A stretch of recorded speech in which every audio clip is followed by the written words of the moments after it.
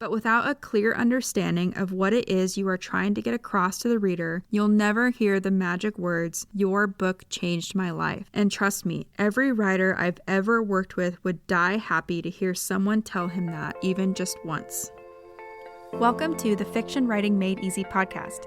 My name is Savannah Gilbo, and I'm here to help you write a story that works. I want to prove to you that writing a novel doesn't have to be overwhelming. So each week, I'll bring you a brand new episode with simple, actionable, and step-by-step strategies that you can implement in your writing right away. So whether you're brand new to writing or more of a seasoned author looking to improve your craft, this podcast is for you. So pick up a pen and let's get started. In today's episode, I'm going to show you 3 ways to uncover the theme of your story before you start writing the first draft. First, let's talk about what theme is. Theme is the overall message you want readers to take away from your story. It's the meaning behind everything that happens in the story. So if plot is what happens, then theme is why it matters, or why your reader should care. A lot of the writers I work with don't like talking about theme because theme's kind of this scary and sometimes nebulous feeling thing that people just don't really want to get into. And then other writers I work with feel like theme is something that's going to handcuff their writing, or, that their story doesn't have a theme. And some people just think it's something they can worry about later. As someone who's worked with a lot of writers through their first and final drafts, let me tell you that if you at least have a general sense of your story's theme or the message you want to convey to readers before you start writing, you will write a stronger first draft. Now, your theme might change as you write your draft or when you're editing your second or whatever, but without some inkling as to what your theme might be, you're just going to make the whole process harder on yourself. So why does knowing your story's theme help you write a stronger draft? Well, eventually you're going to want everything in your story to support or help express your theme. You'll have a better chance at writing a solid first draft that supports or expresses your story's theme if you know what you're writing about or exploring in the first place. And then when it comes time to edit, you can look at your scenes or characters or subplots or whatever through the lens of your theme to help you decide what you want to keep or what you want to delete. So in general, just giving some thought to your story's theme before you start writing is always a good idea, even if things change later. So now I'm going to walk you through 3 ways to uncover the theme of your story before you start writing your first draft. I created a freebie for you guys that you can find at savannahgilbo.com/theme that will walk you through all 3 of these exercises and give you space to write down your answers. Okay, so let's go over the 3 questions that'll help you uncover your story's theme. Question number 1, what do you have to say? So more often than not, the reason people want to write fiction is because we have something to say about life or the world. Most of us want others to see life or the world the way that we see it. Now, depending on where you're at in the process, you might not have all of your plot events or cast of characters or your world figured out, but chances are pretty good that you already know what you want to say about a certain topic or how you feel about a certain topic. So if you could wave a magic wand, what kind of change would you like to see in the world? What point are you trying to make about life or the world or human nature? Or what are you trying to prove or disprove? What issues do you constantly think about? So for example, could be political issues, murder, relationship issues, disease or war or alcoholism or infidelity, the list goes on. If you need some inspiration, I want you to think about topics like forgiveness, whether that be of yourself or others, love, self-love, family love, romantic love, self-acceptance or acceptance of circumstances or your reality, faith in yourself or in others or in the world or in God, fear, so overcoming fear, conquering fear, finding courage, trust in yourself or in others or in the unknown, survival, selflessness, including things like altruism, heroism, or overcoming greed. Responsibility, including things like duty or standing up for a cause or accepting one's destiny. And redemption, so including things like atonement, accepting blame for something, feeling remorse, things like that. More often than not, your answers to these questions will hold the key to your story's theme. But if not, don't worry, because there are 2 other questions you can ask that will help you come up with your theme. Question number 2. How does your main character change from beginning to end? So earlier on in the episode, I mentioned that if plot was what happens, then theme is why what happens matters. Theme isn't something that's expressed through the plot events of your story. It's expressed by how the events of the plot, the external events of your plot, change your protagonist internally. This internal change is called your character's arc. And usually the way your character changes throughout the story is directly related to the message you want to send to your readers. So you can ask yourself the following questions about your protagonist. Who is my protagonist at the beginning of the story? How do the events of my story shape my character for better or worse? What are their flaws and what holds them back from happiness or fulfillment? Does my protagonist overcome his or her character flaws and the obstacles that stand in their way by the end of the story? What kind of person will he or she become?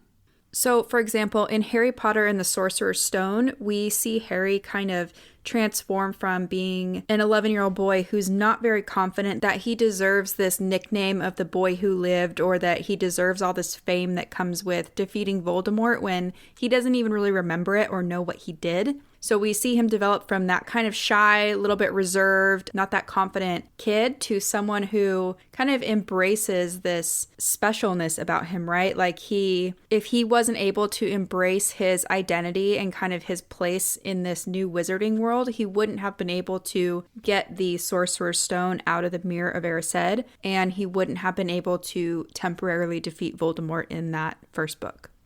And once you've answered these questions about your protagonist's inner transformation, you can review what you've written and try to identify any themes that might naturally arise. I'll put that list of universal themes on the freebie for this episode. Remember, you guys can download that at savannahgilbo.com/theme. If you can identify a theme in your character's arc, I want you to go back to question number 1 and ask yourself, what am I trying to say about this particular topic? What does this topic mean to me? And if this exercise didn't help you uncover your theme, don't worry, because there's one more question you can ask. So question number 3, what's your genre? Another way to come up with your story's theme is to consider the genre you're writing in. Each genre has its own topic or universal theme. So, for example, action stories explore things like survival, life and death, courage, and good versus evil. Love stories explore things like friendship, romance, human connection, and intimacy. Mystery stories explore things like justice, injustice, safety, and good versus evil. Horror stories explore things like survival, life and death, fear, safety, and good versus evil. Morality stories explore things like altruism, selfishness, and right versus wrong. Performance stories explore things like respect, esteem, and shame. Society stories explore things like power, revolution, equality, and corruption. Status stories explore things like success, failure, admiration, and pity. Thrillers explore things like survival, life and death, and good versus evil. Worldview or coming-of-age stories explore things like wisdom, meaning, and what it takes to mature. Westerns explore things like freedom, survival, courage, good versus evil, and right versus wrong. War stories explore things like survival, courage, honor, and safety. So let's say you're writing a murder mystery. I want you to ask yourself, what do you have to say about justice or injustice, or murder? In the story you're imagining, is justice going to prevail at the end? And if so, how is it going to prevail, or why does it prevail? What does justice mean to you in the first place? If you're writing a romance, I want you to consider what you have to say about love or human connection. And when you imagine the end of your story, do you imagine an ending where love conquers all? And if so, how does it conquer all? And why does it conquer all? What does love or what does an intimate relationship mean to you? If you're writing a worldview story, I want you to consider what you have to say about someone coming of age. What does maturing mean to you? Or what does it mean to gain wisdom or experience? Why do you care about exploring this topic? What does it mean to you? So hopefully one of these exercises has helped you narrow in on your story's theme. Once you've picked a theme or some kind of topic to explore, I want you to see if you can express that theme in a one-sentence statement. And this one-sentence statement is going to describe the change that takes place over the course of your story and specifically how and why things have changed. So, for example, if we look at Pride and Prejudice, the theme is some version of love conquers all, right? Love wins. But we want to look at how and why love wins. So, for Pride and Prejudice, I'd say love wins when the lovers dismiss their judgmental attitudes of others and embrace the vibrant mix of people within all social classes. Now, you might be wondering, what happens if I go through these exercises and I end up with something that sounds generic or cliche like love conquers all? And if this happens, I don't want you to panic because here's a secret. Your theme does not have to be original. One more time. Your theme doesn't have to be original. Think about it. How many books have you read that could be boiled down to good versus evil or love conquers all, right? There's plenty.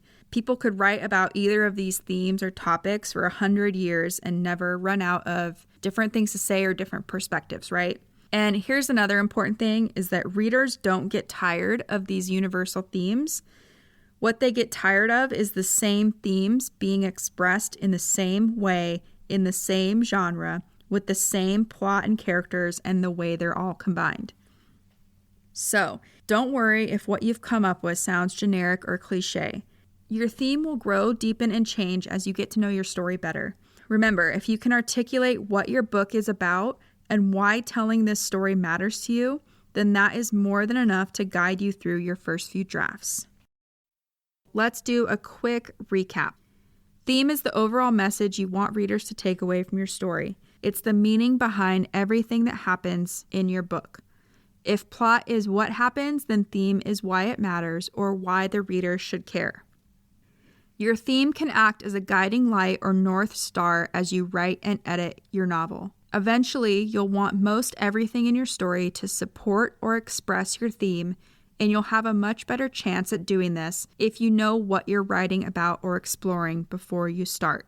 Then, when it comes time to edit, you can look at your scenes, characters, subplots, words, etc. through the lens of your theme to help you decide what to keep or what to delete. The 3 questions to help you uncover the theme of your story are: 1. What do you have to say about life or the world? 2. How does your character change from the beginning to the end of your story? 3. What's your content genre? And probably most importantly, I want you to remember that your theme does not have to be original. Themes are almost always generic or cliche in the beginning.